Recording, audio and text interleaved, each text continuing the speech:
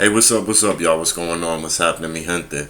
What's happening? It's me, Eddie G, here with another brand new episode of, you guessed it, Eddie G's Comic Culture. Once again, I'm your host, the one and only Eddie G, bringing it to you live and in full effect. Thank you once again for stopping by. For those of y'all that are just seeing this for the first time, just to let you guys know, this show is basically about all things pop culture. I'd like to create a forum for a discussion for everyone who are fans, basically, regarding comic books, comic book movies, as well as video games, TV shows, and all things pop culture related, just from the past up to the present. So thank you guys for stopping in, and just to let y'all know, I always start my shows off with my shout outs. So first and foremost, shout out to everyone over at Black Apparel. Make sure you guys check out their website at www.blackapparelblk.com. They got some brand new stuff out right about now, some new gear. That shit looks real hot. Shout outs to my brother Kevin out there in New Jersey for putting in the work. Definite shout out to Nerdy Blurb TV. Make sure you check out their YouTube channel as well. They got some awesome reviews, as well as another, they got some great they have some great episodes discussing, it's a basic comic film, just like the show, like I do, reaching out to the fandom initiative, but it's actually, they actually circulate more towards the CBM films. So they just dropped that fandom initiative part 2 that I myself was a part of, that they actually invited. So definitely nothing but love.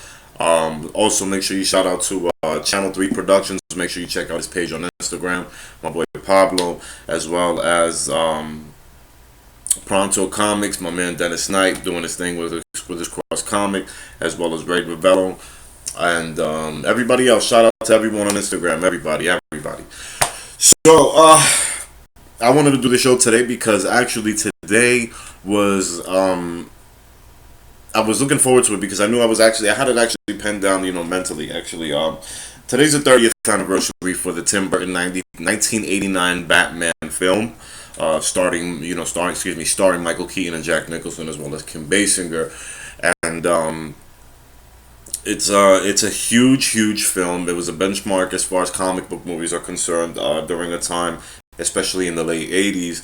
That if you haven't been around at that time, at that time, realistically speaking, the only comic book movies that were really dropping like that really was the Superman series, and that actually was starting to die down quite a bit, as Superman 4 didn't do anything great for the series and the box office upon release in 1987. So with that being said, Batman there was a resurgence in the interest of Batman. Neil Adams actually was kind of like the innovator in all of that in the 70s, as he started implementing a lot of adult-oriented detective themes into Detective Comics, making Batman a much more, I guess you could say, a mature reader's material, you would say, in that sense. And with that, embracing the darkness and the gothic tones of what it is, of his character to this day, making him what it is today. And so Neil Adams is one of the main innovators that actually brought that about, because this took place during the 70s, and after that time, the only iteration that there was of Batman was actually on TV shows outside of the comic books, which was the Adam West television show. Great TV. It's a great show for what it is. It's definitely a product of its time. So if you guys, sorry about that, but if you guys ever get a chance to check it out, please do take a look at it. They actually have some 2 animated films that they made based on that series, using the original actors. It's the one that was released about 2017. It was right before Adam West passed away. So, but if you guys haven't, if you want to check that out as well, I'm sure it's on Amazon. It's on Amazon Prime, and I'm pretty sure it's on the DC Universe streaming service. But that was pretty much the only other live-action iteration of Batman there was prior to that. So that resurgence really was, like I said, for Batman's interest. Really, that's really accredited to that comic book writer, Neil Adams, and he's a great illustrator as well, mind you. The man has got some beautiful artworks. If you ever get a chance, it's all over Google as well. I definitely highly recommend you check that out. But after that, with other books coming out, Frank Miller doing his thing, what he did. Well, Frank Miller making his impact with Batman during the 80s was another huge part of that process as well, with Year One, and then of course The Dark Knight Returns, which was released in 1986. And it was a huge part of that. He was actually a big part of that forefront as well of putting Batman as the ultimate badass in the DC universe. So, with that being said, it was that time. The timing was perfect for this movie to be made, and this movie was epic in a lot of ways, in so many ways. From as far as as far as its cultural impact is concerned, and it really regenerated the comic book movie industry back into full swing for what it was worth. I mean, let's start off first and foremost with the controversy. This was the first Bat film actually to ever dive into the controversial aspects of its casting. There was a lot of issues with its casting throughout its time. Um, Obviously, back then, when it was announced that Michael Keaton was going to be donning the cowl for Batman, a lot of people weren't really too with the whole idea and the aspect of him playing Batman, and simply because he was really more well known for being a comedic actor rather than being a serious actor. So a lot of the movies that he had that really put him on the map was basically like Mr. Mom, Beetlejuice, Johnny Dangerously, things of that nature. It really put him on the map as a comedic actor. So a lot of people were a little upset and offended. Plus the fact that he didn't really have that physical imposition for him to, he was just a regular average dude. Was about 5'9". Batman's usually in the comic books he stated to be like over 6'3", 6'4", or something like that. So there was a huge difference as far as like appearance was concerned, and a lot of people were really like voicing their opinion on it. And back then there wasn't no internet, there wasn't anything as in emails either. So they were just pretty much what they did. They did have petitions though, much like they have today online.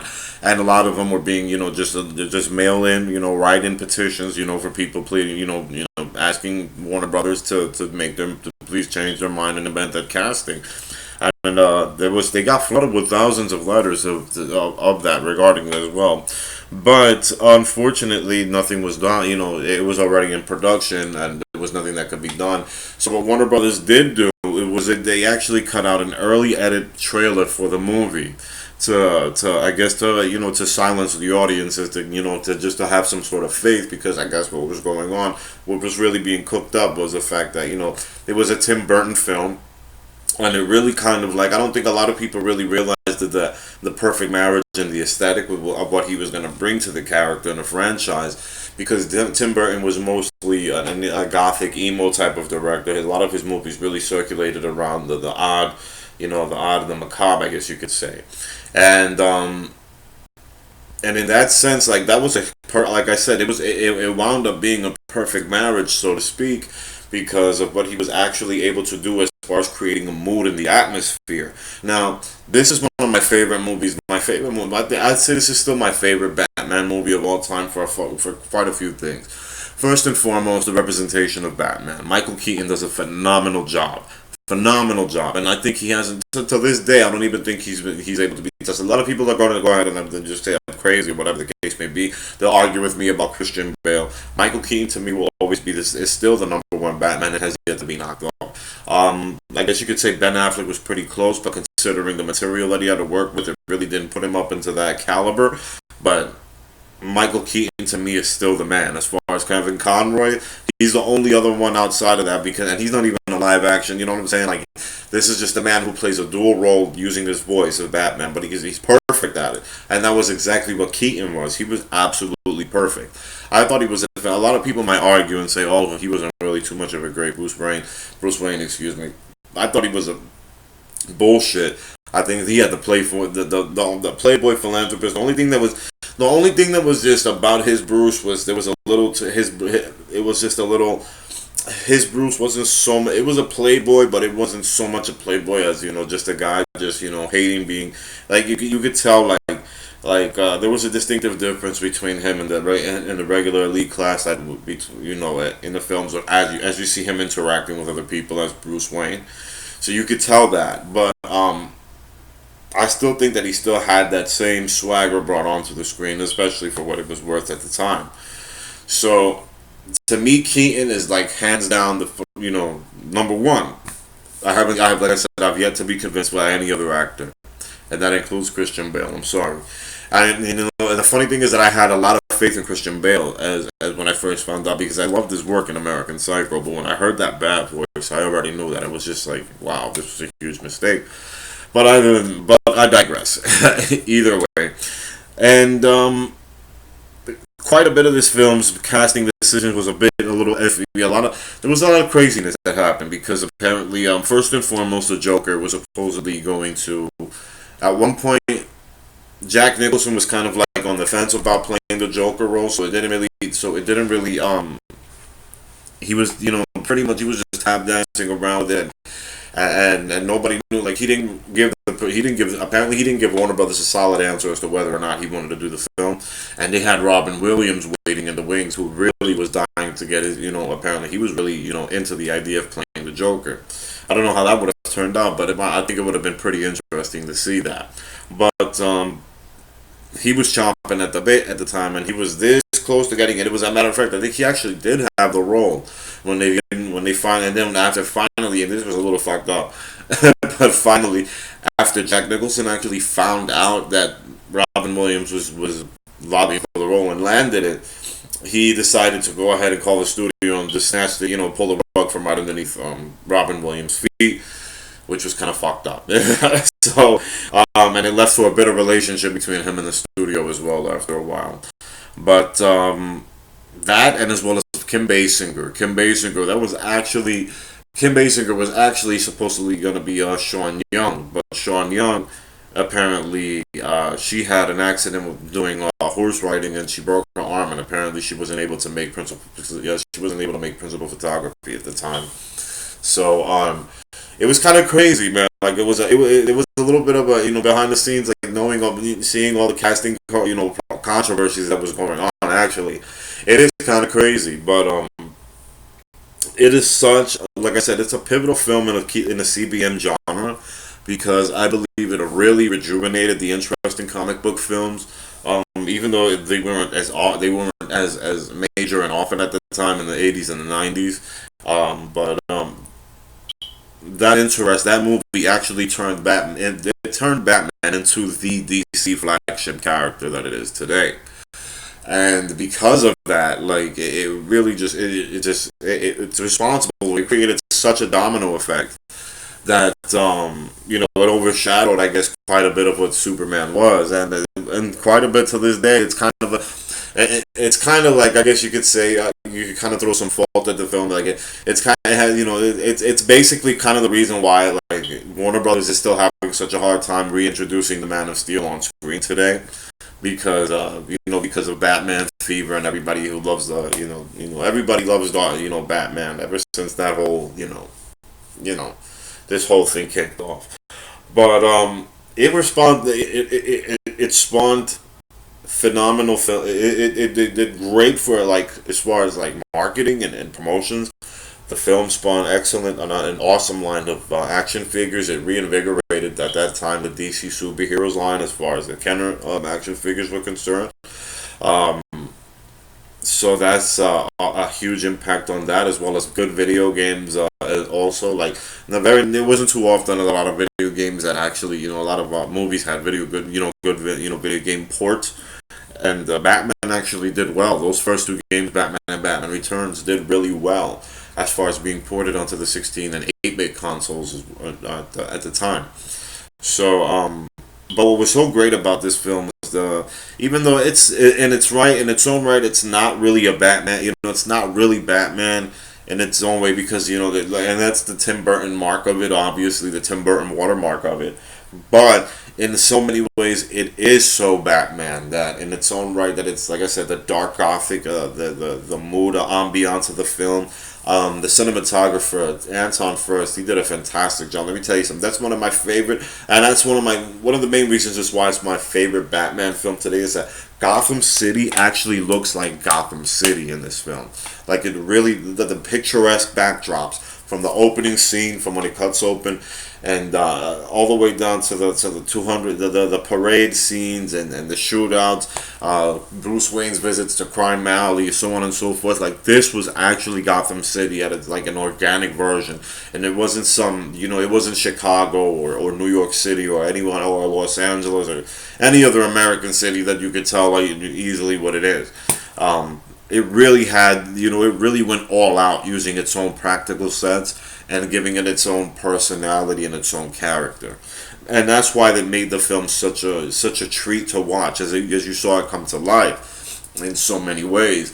And it really, it really showed the range of Michael Keaton to actually show to play a character, a dual character, because that's what mainly a CBM is. You're playing two characters. You're playing the alternate ego, the alter ego, and as well as their true self. So Keaton really brought the heat as far as the range was concerned. Like, he really had some chops to show, and he did. He flexed. He really flexed on that movie, and I really it really was something incredible to watch. And watching him being able to bring the Dark Knight to life the way he did, from the way he would open up the cape and then snag these villains, I'm Batman, and the way his bat voice was perfect, by the way, perfect. He's the only live action Batman who's had a perfect live action Bat voice, and it's perfect, still unmatched till this day, and it's 30 years ago, guys. Mind you, 30 years ago. So it set the standard for a lot of people to really, for Batman to step up. And yeah, now, yes, I know the Christopher Nolan trilogy. I love the Dark Knight trilogy. I'm always gonna, I'm not gonna turn my back on that. But there were still some things that were missing, and a lot of it was just, pretty direct and straightforward. It really wasn't, like, in its own right. To me, I didn't really feel like it didn't feel so much as a Batman film, so much as it felt like a Batman film set in a crime drama. You know what I'm saying? Like, it was, I really can't express my, like I said, I still love the Dark Knight trilogy. It's just certain things that I have to nitpick with it, and that, and that it took away from the aesthetic of it being a comic book film. But Tim Burton's Batman is really, to me, one of to me to me it's for me it's a masterpiece to this day, because of the way it was, constructed from the ground up. Like, it was an actual organic film of Batman, and Danny Elfman and Prince both did a phenomenal job on the soundtrack, mind you. The original score to the film, and as well the music for the film, um, is still unmatched to this day as well. I don't think there was any other soundtrack that's actually just as badass as that. Like, people can say, like, there's iconic films that have great soundtracks you'll never forget, like Superman and Star Wars and Indiana Jones, those characters, so on and so forth. But that Batman film in itself, it made its own mark in a unique way as far as its sound. So it's definitely, like, one of another reason that's the fueling up the top, fueling it up to the top of the pedestal for me, as being the Batman film to actually watch. So with with that being said, I think it's, I can only hope that, in a certain sense, that with this new film coming out with Matt Reeves, that it can actually take some of that influence from this film as far as the aesthetic is concerned, since he's really and since he's really trying to make it a noir film as well. Like, I think that would really, like, the noir setting, that gothic setting with a noir backdrop story. I think that would be the ultimate case in point Batman film of all time. Something that would show, like, a perfect marriage of the animated series with the comic books, and the touch of that Tim Burton magic that was used in this film. I think it would really complement what would, the aesthetic as far as the look for Batman is a dark and gritty character. There shouldn't be any other way around it. And that's what really made that, it sucked that, because, at that time, parents were really, unfortunately bitching about, especially after Batman Returns, it was kind of the last straw for them, that the Batman franchise was a little too much for their children.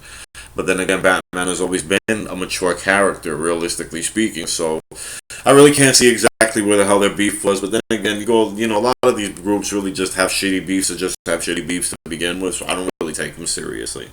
But for what it was worth, I really do appreciate it. And if you guys haven't seen the film, try, make sure, give it a try, give it a watch. I know it might be a little dated for today's standards, but you got to think about it, because I remember watching it. When I remember watching that film, I remember watching it in the theaters, and I was 8 years old, and I remember the magic of just being blown away by it was just intense, especially that scene where the Batwing goes against the backdrop of the moon, and and the Gotham City 200th parade. But It's an awesome movie, awesome film, awesome soundtrack, great setting. If you guys haven't seen it, make sure you guys check it out. It's a phenomenal feature. It's pretty much, in a lot of ways, a lot of people, like I said, it's to me, it grandfathered a lot of the stuff that's out today as far as Batman is concerned. So if you really want something that's going to be that'll really, that's apart from the Dark Knight trilogy, but not the Joel Schumacher films, of course, make sure you check out Tim Burton's 1989 film of Batman. You will not be disappointed. With that being said, I'd like to thank you guys for stopping by. If you have any questions or comments, or if you have any opinions, you want to agree with me, you already know, hit the comment section, subscribe to my channel. Definitely, I'll be posting up some more stuff soon, so make sure you guys stick around. Thank you for stopping by once again. Peace and love, and have a great week. Take care.